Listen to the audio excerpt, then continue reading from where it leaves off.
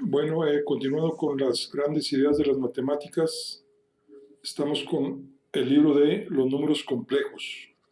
Los números imaginarios son reales. Este es de Bartolo Luque.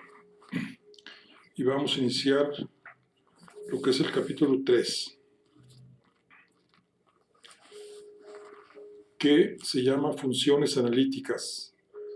El desarrollo natural de este trabajo pronto llevó a los geómetras en sus estudios a adoptar para sus variables tanto valores reales como imaginarios.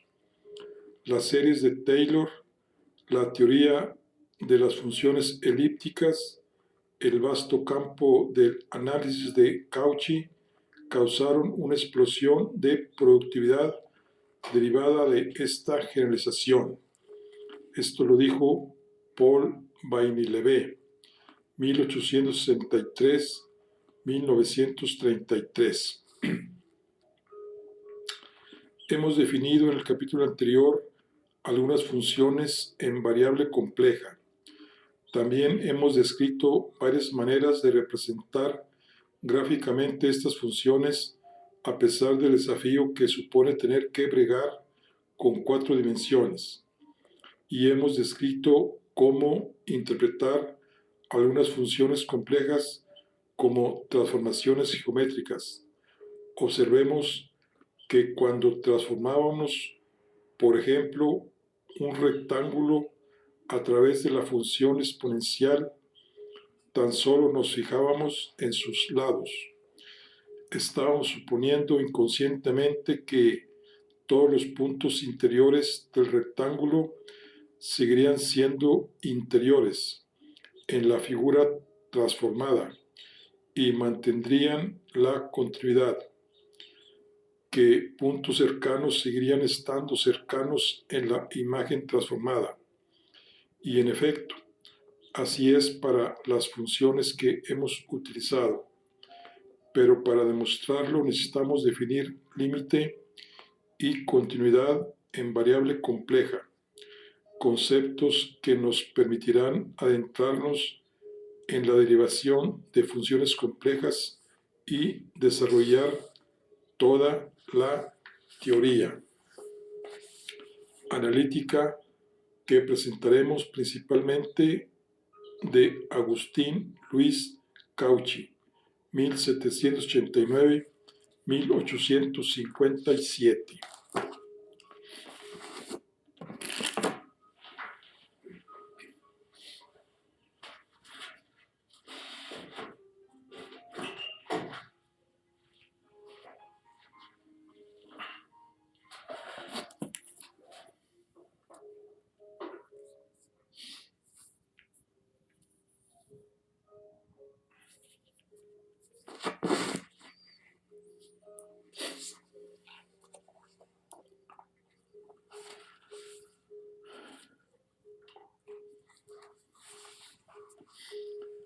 No pretendemos escribir un libro de texto, sino más bien apuntar los conceptos claves en variable compleja, por lo que el lector deberá excusar una falta de rigor que tiene como fin hacer que nuestras explicaciones sean más inteligibles al público general.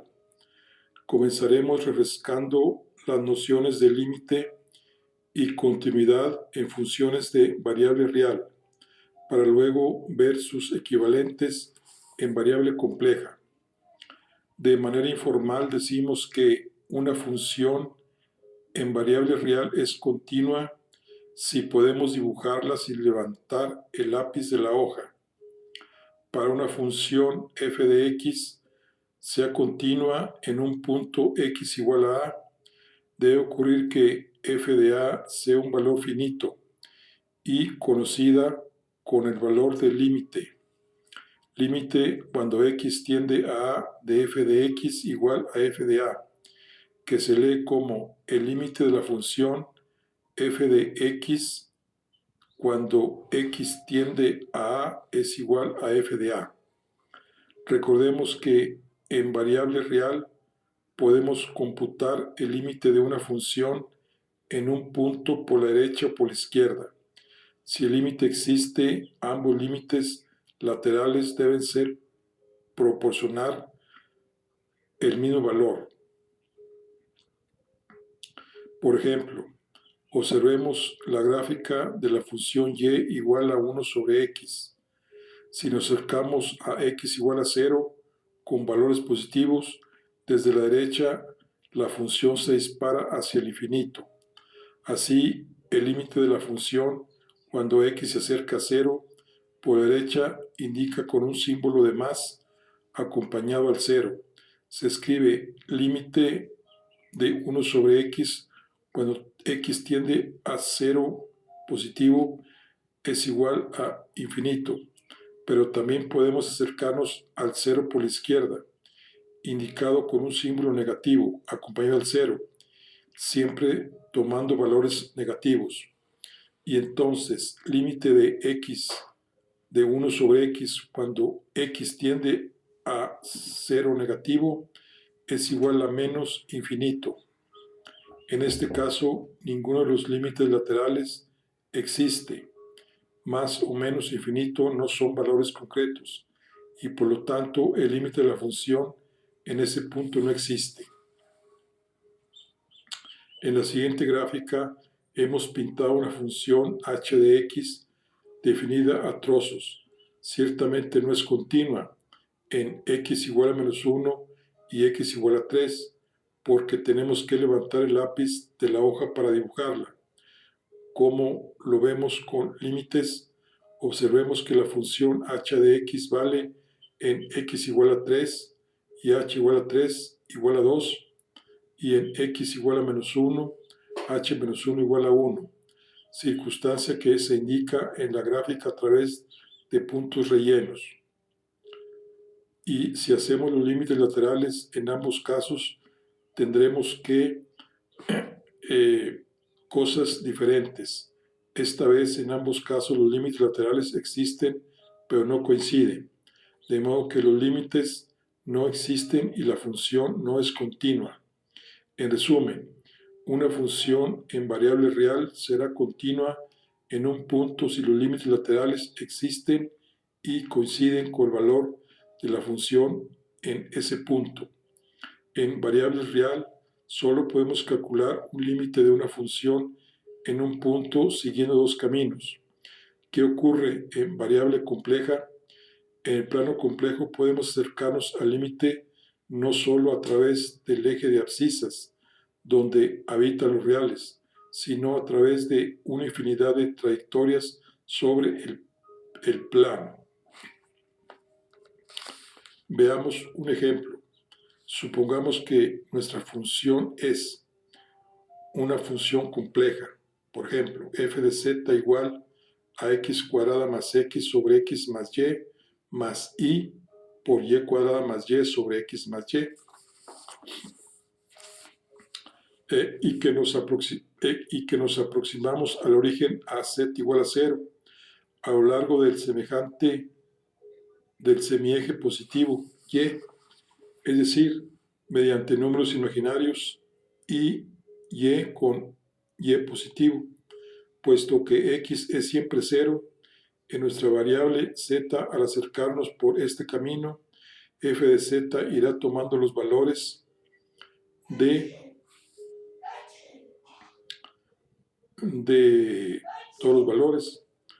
Esta expresión se aproxima más y más ahí a medida que nos acercamos al origen, donde y finalmente se hace también 0. Ahora si tomamos y igual a 0 y nos aproximamos a lo largo del semieje positivo x, estaremos acercándonos por un camino perpendicular al anterior y entonces los valores irán tomando la función, serán de la forma x cuadrada más x de x más 1, que tenderá a 1 a medida que x tiende a 0, cuando nos acercamos más y más a z igual a 0. Como el límite por ambos caminos no coincide y el límite en caso de existir debe ser único, el límite no existe. Todo eso significa que la afirmación, la función compleja tiene límite, es mucho más fuerte que su equivalente en variable real. La función real tiene límite. Al igual que en variable real, una función compleja será continua si está definida en z sub 0 y además coincide con su límite. Decimos que una función z es continua en una región si es continua en todo punto de la región. A pesar de que la noción de continuidad se extiende de manera natural a la variable compleja, a partir de la variable real no todos los teoremas se heredan. Por ejemplo, el teorema del valor intermedio para funciones reales nos dice que si la función x es continua para x mayor que a pero menor que b, entonces necesariamente existirá al menos un valor de x, tal que f de x igual a 0. Nuestra función tendrá que cortar el eje de abscisas si quiere pasar del semiplano inferior al superior de manera continua, en variable compleja. Podemos empezar en -1 y acabar en +1, sin haber pasado por 0 más 0i, hasta rodear el origen. El famoso teorema del valor medio para funciones reales dice que las funciones es continua si x está dado en un intervalo. Traducido a cinemática, el teorema del valor medio nos dice que si un coche se desplaza desde A hasta B, existirá al menos un instante en el que el coche irá a una velocidad instantánea que coincide con la velocidad media del viaje. En variable compleja, el teorema del valor medio tampoco rige porque está ligado a la relación de orden existente en los reales e inexistentes en los complejos. Pero para entender por qué, a continuación definiremos el concepto de derivada en variable compleja.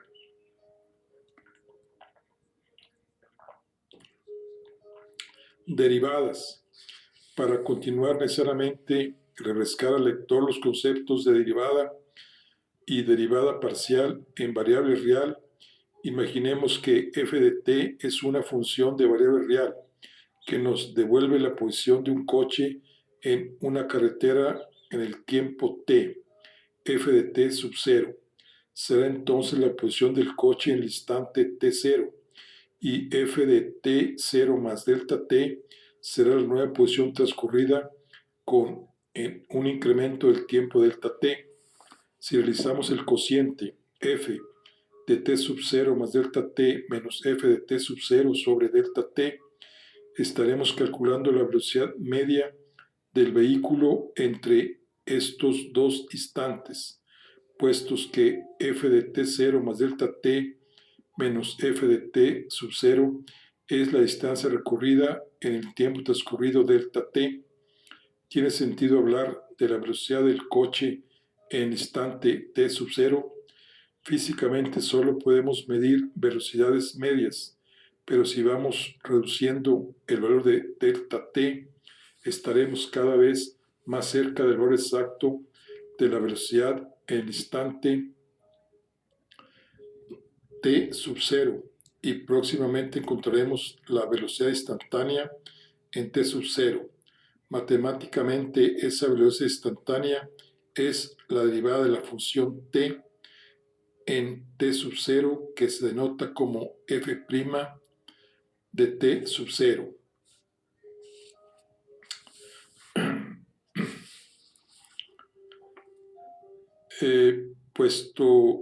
Veamos un caso concreto. Supongamos que f de t es igual a t cuadrada, entonces la derivada de t sub 0 será simplemente 2t sub 0. Puesto que el resultado anterior es válido para cualquier t sub 0, acabamos de demostrar que la derivada de ft igual a t cuadrada es igual a 2t. Con algo más de álgebra podemos demostrar, por ejemplo, que f de x igual a x a la n es n por x a la n menos 1. Y en general podemos calcular por este método la derivada de las funciones más corrientes en variable real. Para denotar la derivada de una función suele utilizarse un acento como hemos hecho, f' de x o df en dx, donde se hace explícita la variable respecto a la que se está derivando. Como la derivada de una función a su vez es otra función, podemos volver a derivarla y la segunda derivada se denota como f' de x y en general la derivada enésima como f a la n de x. No siempre existe el límite que define a la derivada. Puede ser que la derivada de una función no exista en x sub 0 porque la función no esté definida en ese punto, como ocurre en x sub 0 igual a 0 para la función de f de x igual a 1 sobre x, con la que empezamos el capítulo. Entonces decimos que 1 sobre x no es derivable para x sub 0 igual a 0. De hecho, puede demostrarse que si una función no es continua en x sub 0, la derivada no existe en ese punto. Así las cosas, estamos tentados a afirmar que si la función es continua en x sub 0, entonces será también derivable. Pero pensemos en la función valor absoluto, por ejemplo, f de x igual a x, que nos devuelve el valor x cuando x es positivo y menos x cuando es negativo, como muestra la figura 39. Esta función es continua, puesto que para toda función de x existe una f de y, pero intentemos calcular su derivada, x sub 0. Si conmutamos el límite por la derecha tenemos que es igual a 1 y por la izquierda igual a menos 1, puesto que el argumento de la función ahora siempre tiene valores negativos y esto carece de sentido. Un coche no puede ir a dos velocidades instantáneas distintas, puesto que los límites laterales no coinciden. El límite que define la derivada no existe y la función no es derivable en ese punto. Cuando tenemos funciones reales de dos variables reales, como f de x y y, podemos definir sus derivadas parciales con respecto a x y y. En la figura 40 podemos ver la gráfica de la superficie que describe una función de dos variables. Si deseamos calcular la derivada parcial con respecto a un punto fijo, el valor de la variable x en plano P vale a el corte del plano x igual a con nuestra superficie nos proporciona una curva equivalente a una función de una sola variable.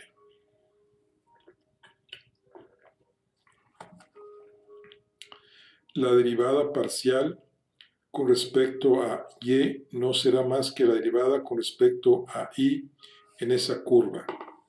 La derivada parcial de la función con respecto a la variable y, denotada como parcial de f o de y, se define también como un límite, donde mantenemos fija la variable x para trabajar solo las variaciones de la variable y.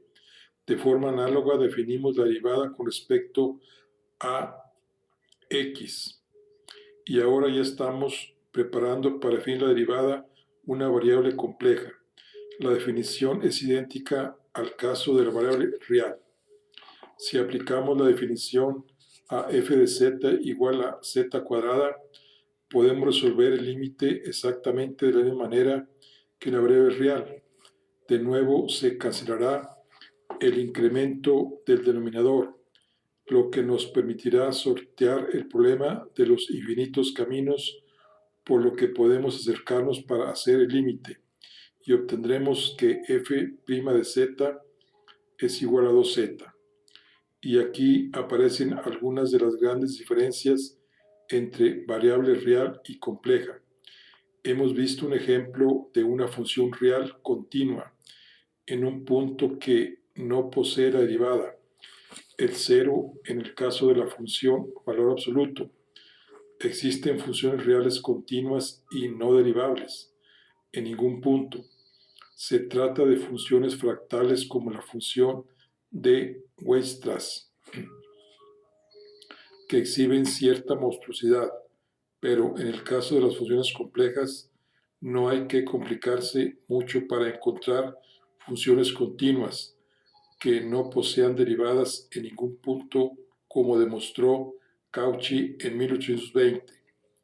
Por ejemplo, la inofensiva función compleja conjugada f de z igual a z igual a x menos y es continua en todo el plano complejo, porque sus componentes son, su derivada es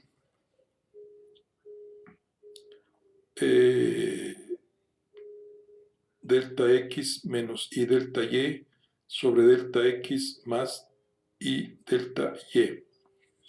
Para demostrar que este límite no existe y por ende la derivada tampoco, vamos a calcularlo por dos caminos distintos y obtener dos resultados diferentes. El camino 1 en la figura 42 hace que primero delta y tienda a 0 y después delta x tiende a 0, de modo que nos queda que esto es igual a menos 1 y el camino 2 hace primero delta y igual a 0 y delta x igual a 0, que proporciona el límite igual a 1, de modo que el límite no es único y por lo tanto no existe. Como z es arbitrario, no existe derivada en ningún punto.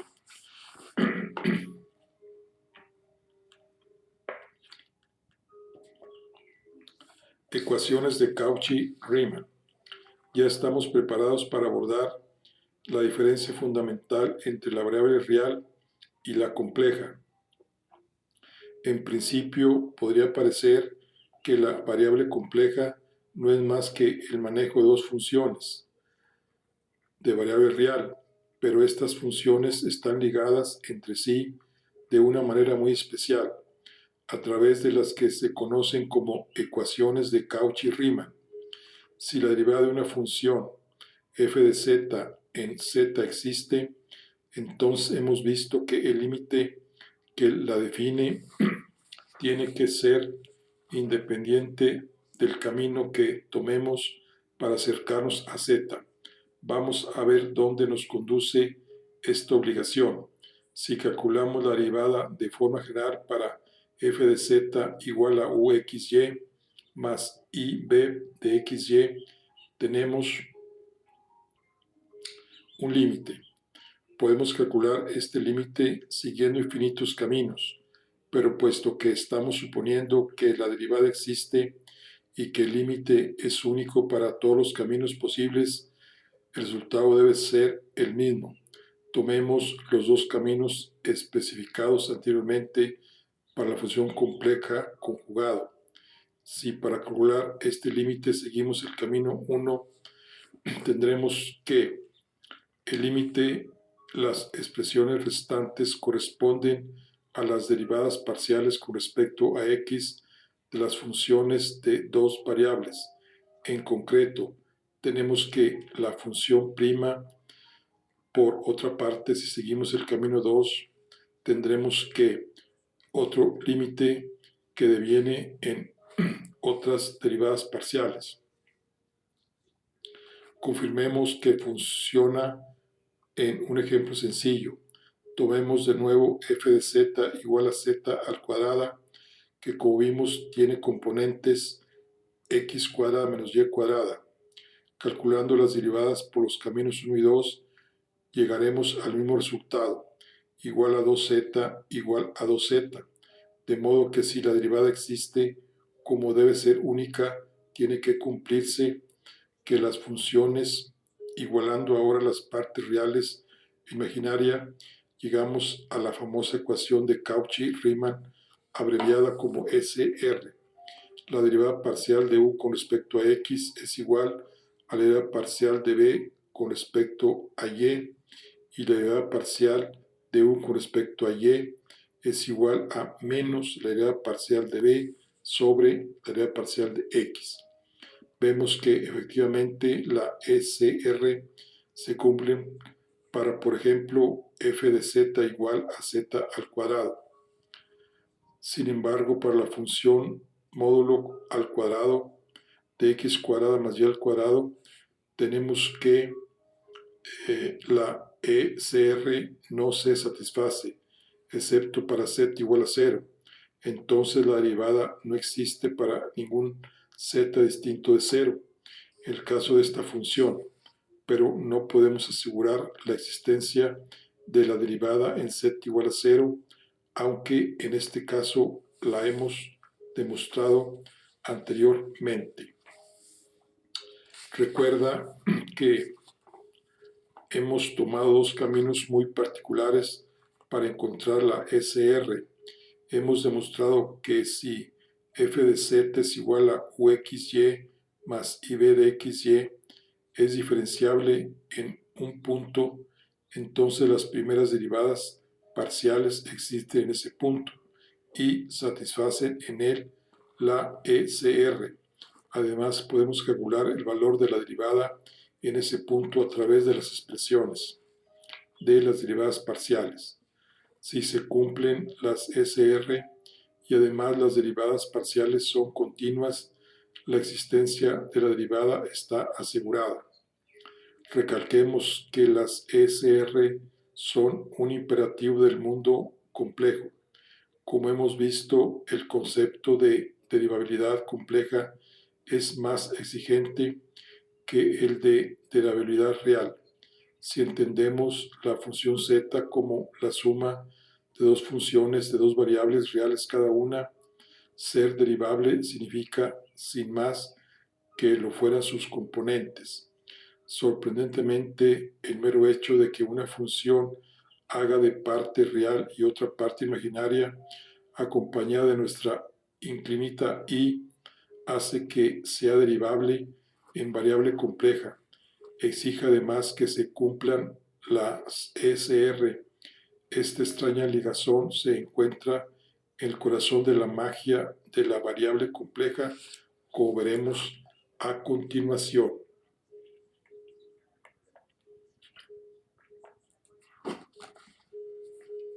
Funciones analíticas. Ahora ya podemos definir el concepto clave de la variable compleja, la analiticidad. Una función f de z es analítica en una región del plano complejo si posee derivadas en todo punto de la región. Cuando decimos que una función es analítica en un punto z0, la derivada debe existir en todos los puntos de un entorno de z0. Gracias a las propiedades de las derivadas, si dos funciones son analíticas, su suma y su producto serán analíticos y una composición de funciones analíticas será analítica.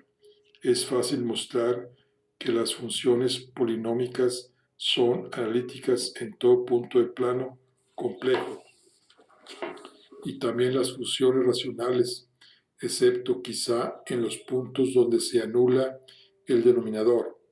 Cabe decir que las SR impiden que una función analítica pueda tomar valores de forma arbitraria. Por ejemplo, si existe una relación entre dos variables como u es igual a b al cubo o u más 5b es igual a 10, suele desembocar habitualmente en que la función analítica sea constante. De nuevo, vemos que la derivabilidad en variable compleja es muy exigente comparada con la derivabilidad en reales. Pero, ¿qué tienen de especial las funciones analíticas? Veremos en el siguiente capítulo que si una función es analítica, entonces todas sus derivadas también son analíticas, en franco contraste con las funciones de variables real, donde no tiene que ser así para nada. Además, toda función analítica puede expresarse como una serie de potencias, Y lo más sorprendente, las funciones analíticas están determinadas por sus valores de contorno. Es decir, si disponemos de los valores de una función analítica para los puntos de la circunferencia unidad, por ejemplo, estos valores determinan totalmente los valores de todo el círculo unidad. Podemos expresar los valores de la función en los puntos interiores a través de una fórmula integral que involucra los valores del contorno. Cuando una función es analítica en todo punto del plano complejo, se dice que es una función entera. Es el caso de la función exponencial compleja que definimos en el capítulo anterior. El lector puede comprobar que las funciones uxy igual a e a la x coseno de y b de xy es igual a e a la x seno de y poseen derivadas parciales continuas y cumplen las SR en todos los puntos del plano complejo. Comprobamos que coincide con la función misma como en el caso de la exponencial real. Este es el motivo profundo de que hablamos en el capítulo anterior para definir la exponencial de la manera que lo hicimos. La forma natural de llegar a la definición de la exponencial en compleja sería la función exponencial real se determina por las ecuaciones diferenciales. Tiene como solución f de x igual a e a la x. Nos preguntamos si existe una solución analítica a su equivalente en variable compleja. Si la solución existe, coincidirá con e a la x cuando z es igual a x. Entonces, utilizando la definición de la derivada compleja que hemos desarrollado, tenemos en las derivadas parciales que nos conduce igualando partes reales e imaginarias a las ecuaciones en derivadas parciales, aplicando la técnica de separación de variables para resolver las ecuaciones diferenciales y exigiendo que se cumpla la ESR, concluimos que todas las soluciones son de la forma e a la x coseno de y e a la x seno de y, de modo que se transforma en una función z que es compleja. Funciones trigonométricas e hiperbólicas. Vamos a acabar de definir algunas de las funciones elementales de valor real en variable compleja que aún no habíamos tratado, comprobando que todas son analíticas. Al contrario que en variables reales, en variables complejas las funciones trigonométricas y exponenciales están íntimamente relacionados. A partir de la fórmula de Euler y su inversa, podemos expresar las funciones reales coseno y seno. Así que resulta natural definir las funciones seno y coseno de una variable compleja z por medio de las siguientes expresiones. O sea, coseno de z es igual a e a la iz más e a la menos iz sobre 2 y el seno de z igual a e a la iz menos e a la menos iz sobre 2i. Con estas definiciones, coseno de z y seno de z se reducen a coseno de x y seno de x cuando z tiene solo parte real. Ambas son funciones enteras y sus derivadas coinciden con sus equivalentes en variable real, como puede comprobarse el lector por sí mismo. El resto de funciones trigonométricas se definen en relación a las funciones seno y coseno mediante las mismas relaciones conocidas en variable real y las fórmulas trigonométricas usuales de variable real sigue siendo válido en variables complejas. Las funciones hiperbólicas aparecen de manera natural en problemas físicos como por ejemplo en la ecuación de la curva conocida como catenaria. que describe la forma de una cuerda suspendida de dos puntos a la misma altura. Al revés de cómo hemos actuado hasta ahora, las funciones hiperbólicas reales se definen por analogía a las definiciones de seno y coseno en variable compleja. Así tenemos que el coseno y seno hiperbólico en variable real se definen como coseno hiperbólico de x como un medio de e a la x más e a la menos x, y seno hiperbólico de x igual a un medio por e a la x menos e a la menos x. Y las funciones hiperbólicas de variable compleja se definen exactamente igual, que son funciones enteras y con derivadas. Bueno, aquí ya nomás para cubrir nuestro capítulo, aquí viene un cuadro que vamos a tratar de leer, el sentido de cómo llegó Euler a su famosa identidad, que e elevado a la i0 es igual a coseno de teta, e elevado a la i teta es igual a coseno de teta más i seno de teta. Vamos a ver qué hizo Euler. Aquí dice que Euler partió de dos entidades que ya vimos, o sea, que coseno de teta más i seno de teta, todo esto que multiplica a coseno de rho más i seno de rho, hacer esta multiplicación es igual a coseno de teta más rho más i seno de teta más rho. Y utilizó la fórmula de Moivre, que coseno de teta más i seno de teta elevado ahora a la n es igual a coseno de n teta más i seno de n teta. Observemos que si definimos f de teta es igual a coseno de teta más i seno de teta, las anteriores ecuaciones pueden reescribirse como f de teta por f de rho es igual a f de teta más rho, y f de teta elevado a la n es igual a f de n teta.